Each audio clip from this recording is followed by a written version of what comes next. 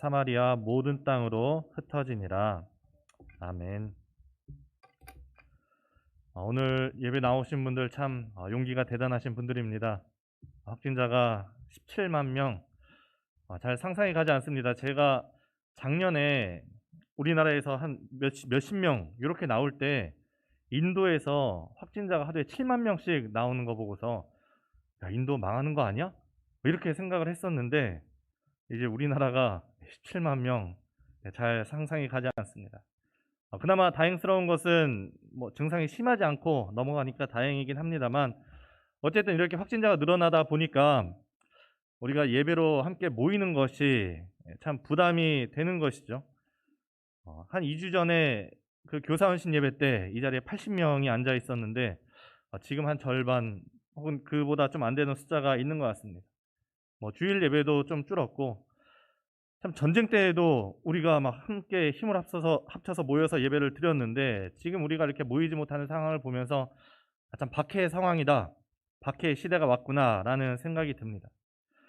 그런데 이 기독교에 대한 박해, 예배에 대한 박해는 참 많은 상황에 있었고, 특별히 오늘 나오는 성경 본문 초대교회에도 박해의 상황이 나오는 것을 우리가 볼 수 있습니다.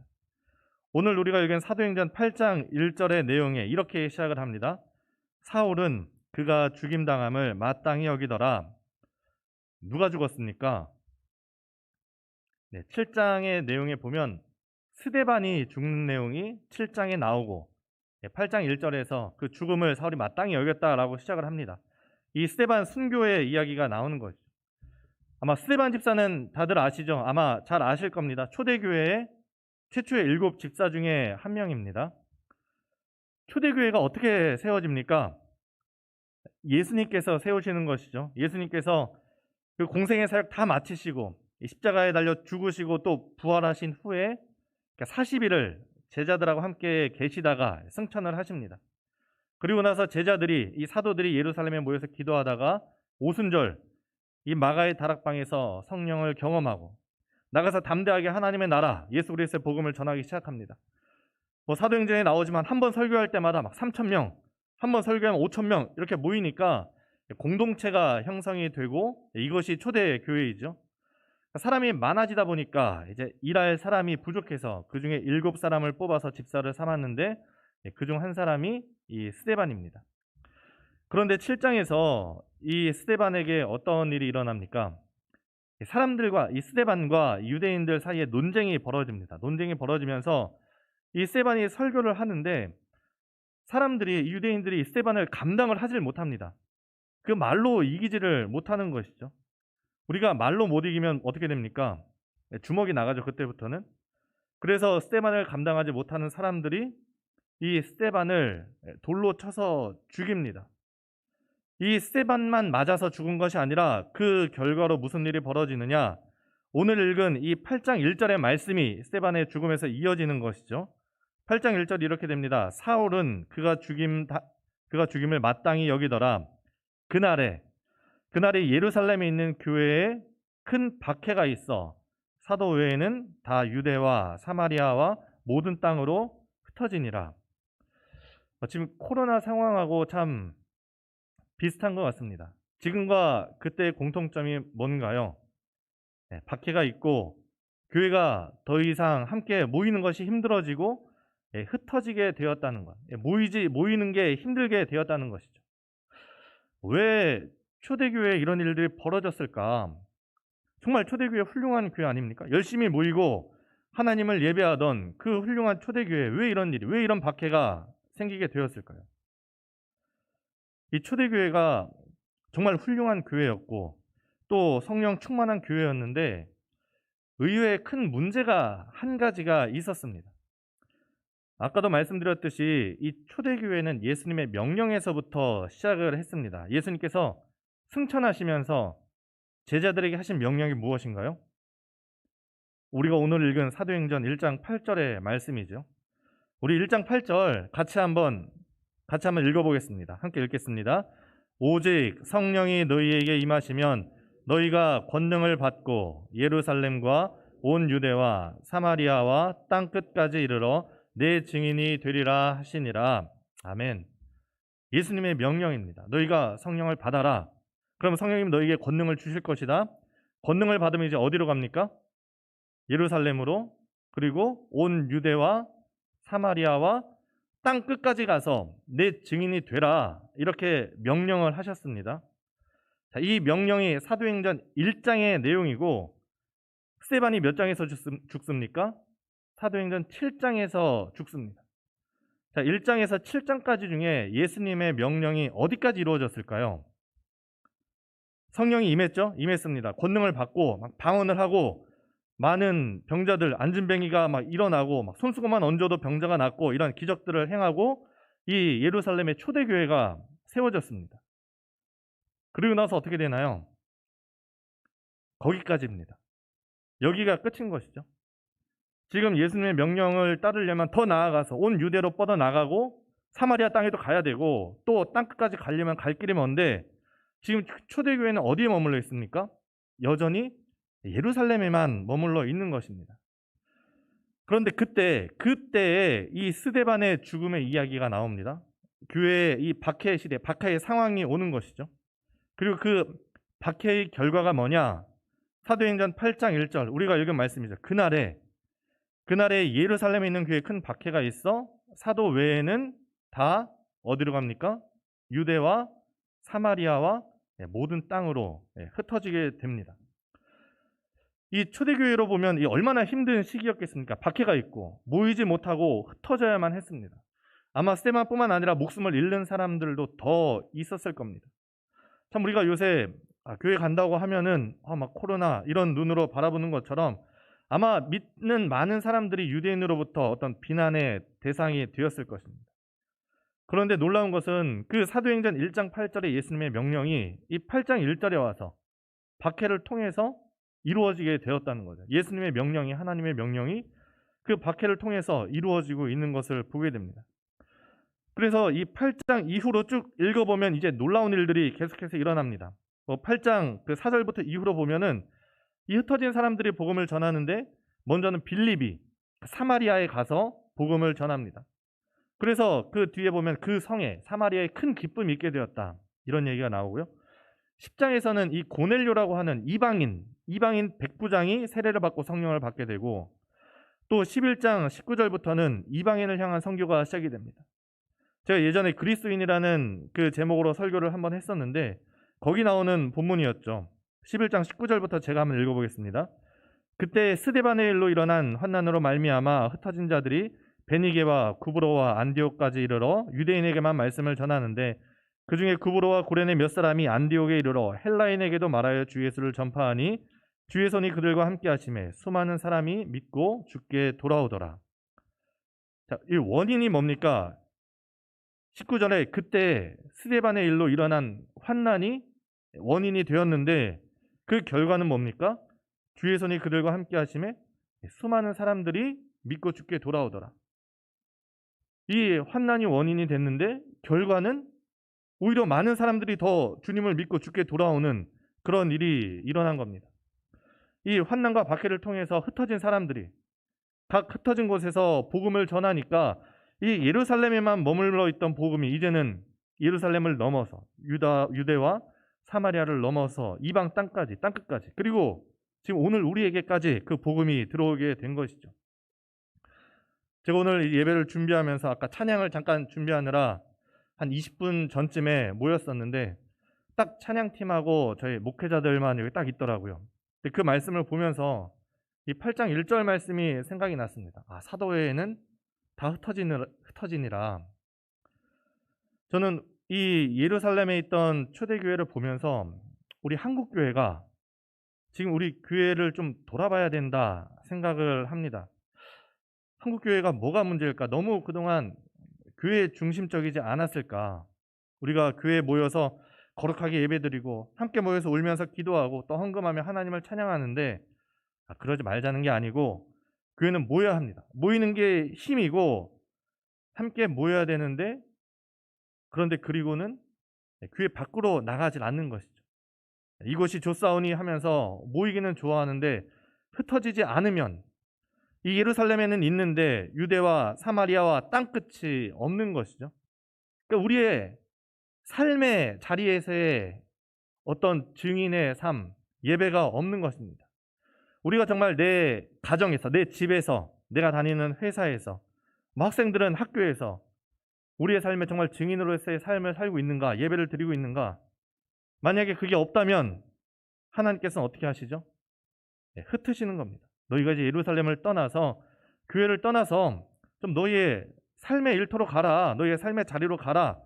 땅끝으로 가라. 가정과 학교와 회사 일터, 지금 네가 있는 삶의 자리로 가서 내 증인이 되라. 이렇게 말씀을 하시는 겁니다. 그러니 우리가 삶의 자리에서 예수님의 증인으로서의 삶을 똑바로 살아야 되는 것인데, 어떤 게 과연 예수님의 증인으로서의 삶이 된다는 것일까요? 어떻게 하면 우리가 우리의 삶에서 예수님의 증인으로서의 삶을 살 수 있을까요? 예를 들어서 집에서 가정 예배를 드린다? 물론 이제 그것도 하나의 방법이 될 수 있을 것이고, 뭐 회사에서 큐티를 하고 성경책을 본다? 그게 그 회사 내에서 예수님의 증인으로서의 삶이 되는 것일까요? 이 뭐 시대와 상황마다 다를 수 있는데, 회사에서 일은 안 하고 이렇게 성경책을 보고 있다? 그러면 사람들이 어떻게 생각할까요?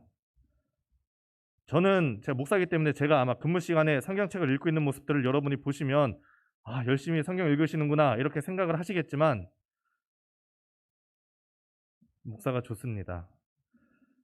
여러분이 여러분의 삶에서 회사에서 성경책을 읽고 있으면 사람들이 어떻게 생각하겠습니까? 일은 안 하고 성경만 보고 있을까? 다른 사람이 볼 때 그게 예수님의 증인과는 조금 거리가 있어 보이는 거죠. 예수님의 증인으로서의 삶을 산다는 것, 우리가 하나님을 믿는다는 것을 어떻게 표현할 수 있을까 고민이 되고, 또 각자의 삶에서 고민을 해야 되는 것이죠. 오늘 교회학교 본문을 보니까 요셉의 이야기가 나왔었습니다. 요셉이 참 순탄하지 않은 삶을 살았죠. 형들에게 팔리고 보디발의 집에서 누명을 써서 또 감옥에 가고, 또 그 감옥에서 참 힘든 시간을 보내는데, 참 순탄치 않은 삶을 사는데 성경은 그 요셉에 대해서 뭐라고 얘기하느냐, 계속해서 요셉이 형통했다 이런 이야기를 합니다. 요셉이 보디발의 집에 있을 때도 형통했고 감옥에서도 형통했다 이렇게 이야기를 합니다. 사실 요셉의 삶을 보면 형통과는 좀 거리가 있어 보이죠. 우리가 생각할 때 요셉이 좀 형통하려면 어때야 됩니까? 노예에서 풀려나서 다시 아버지의 집에 가서 채색 옷을 입어야지 좀 형통할 수 있을 것 같은데, 근데 이 성경은 요셉이 노예일 때 그리고 죄수일 때도 형통했다 이렇게 얘기합니다. 그 성경은 우리가 생각하는 것처럼 어떤 일이 잘 풀리는 것을 형통하다 이렇게 얘기하지 않는 걸 알 수 있습니다. 성경은 형통하다는 것을 이렇게 표현합니다. 창세기 39장 2절 말씀입니다. 여호와께서 요셉과 함께 하심으로 그가 형통한 자가 되어 그의 주인 애굽 사람의 집에 있으니, 요셉이 형통한 이유가 무엇입니까? 여호와께서 요셉과 함께 하시기 때문입니다. 감옥에서도 마찬가지입니다. 감옥에 간 상황인 39장 23절 말씀도 보면 이렇게 나옵니다. 간수장은 그의 손에 맡긴 것은 무엇이든지 살펴보지 아니하였으니 이는 여호와께서 요셉과 함께 하심이라. 여호와께서 그를 범사에 형통하게 하셨더라. 감옥에 있는데 형통했다는 거죠. 형통한 이유가 뭡니까? 여호와께서 요셉과 함께 하셨기 때문이죠. 지금 우리가 예수님의 명령대로 우리의 삶의 자리에서 그리스도의 증인으로 살기 위해서 필요한 것이 이것입니다. 예수님께서, 여호와께서 우리와 함께 하시는 것. 그 39장 3절을 보면 보디발의 집에 있을 때죠. 이런 말씀이 있습니다. 그의 주인이 보디발이죠. 여호와께서 그와 요셉과 함께 하심을 보며 또 여호와께서 그의 범사에 형통하게 하심을 보았더라. 보디발은 하나님을 모르는 사람입니다. 그런데 이 보디발이, 하나님을 모르는 보디발이 요셉을 보니까 뭘 봤습니까? 하나님이 요셉과 함께 하는구나, 하나님이 요셉을 형통하게 하시는구나 를 보게 되었다는 것이죠. 지금 우리가 삶의 자리에서 예수님의 증인으로서 이게 우리한테 필요한 건데, 문제는 그걸 어떻게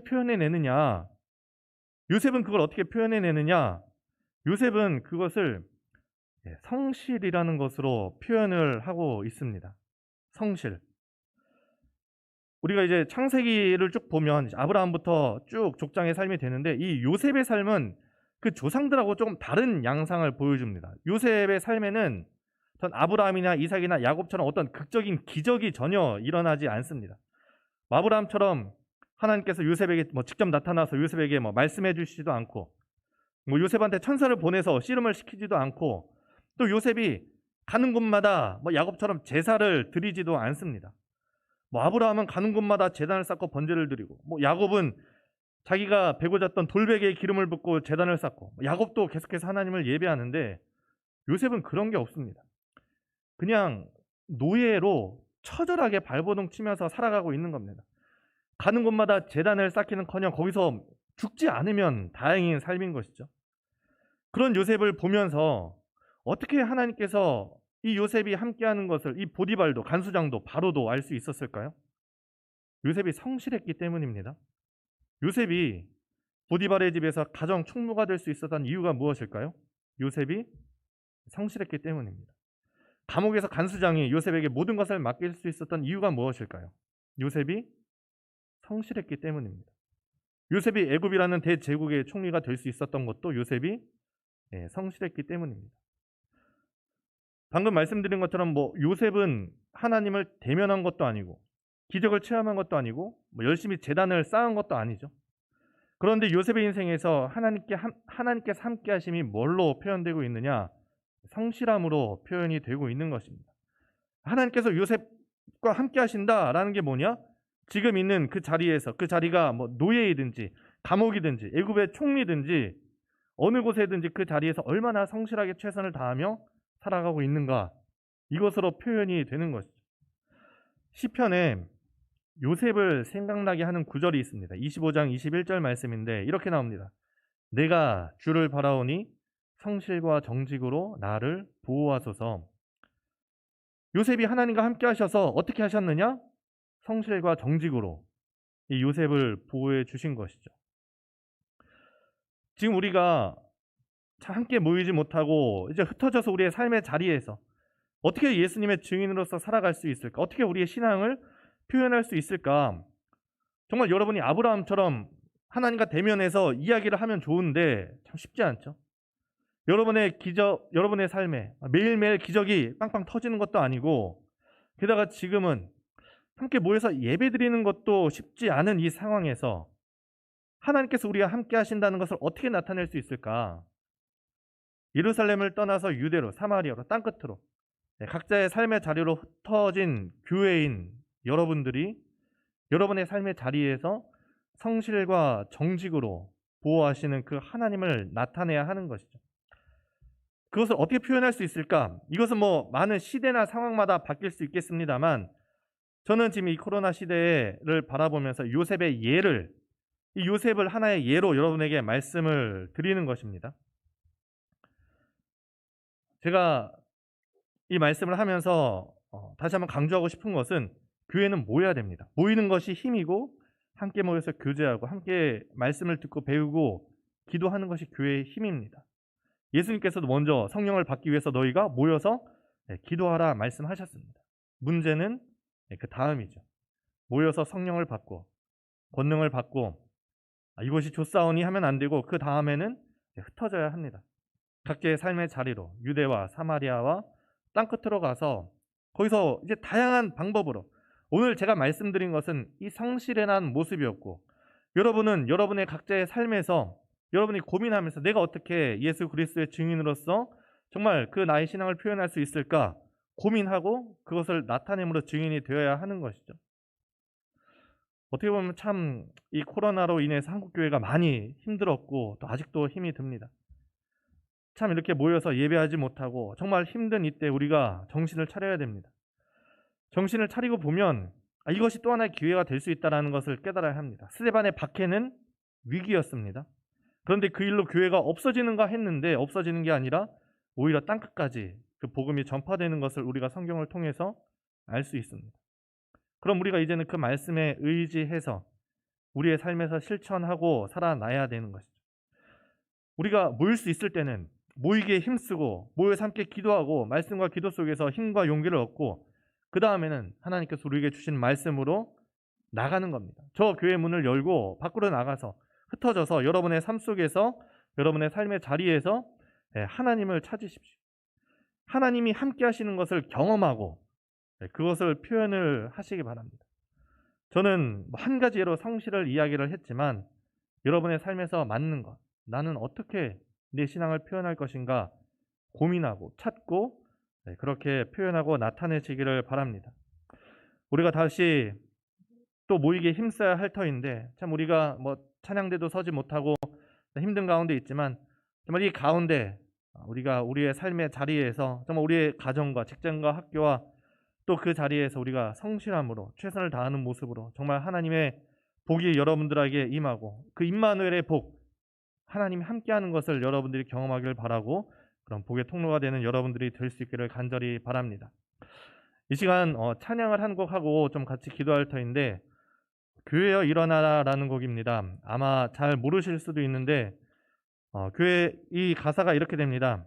교회여 일어나라 주께서 부르시니 두려움과 실패 내려놓고 교회여 일어나라. 교회 일어나라 주께서 보내시니 우리를 부르신 삶의 자리에서 교회여 일어나라. 지금 우리가 이 코로나 상황에서 어떻게 보면 참 두려움과 실패 같은 상황에서 다 내려놓고 다시 한번 하나님께서 우리를 보내셨다는 것을 믿고 우리를 부르신 삶의 자리에서 교회여 일어나라. 여러분들 일어나시기 바랍니다. 여러분의 삶의 자리에서 일어나기를 결단하는 마음으로 함께 찬양하고 잘 모르실 테지만 한번 들어보고 또 같이 한번 불러보고 함께 기도하겠습니다.